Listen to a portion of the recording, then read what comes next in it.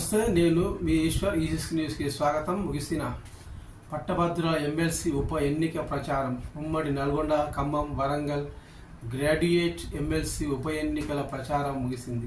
ప్రధాన పార్టీలు ముమ్మర ప్రచారం నిర్వహించారు.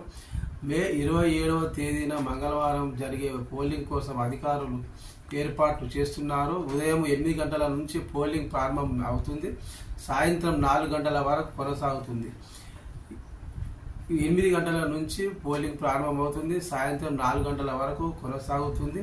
పోలింగ్ రోజు ఉదయం 6 గంటల నుండి రాత్రి 8 గంటల వరకు 144 సెక్షన్ అమలులో ఉంటుంది.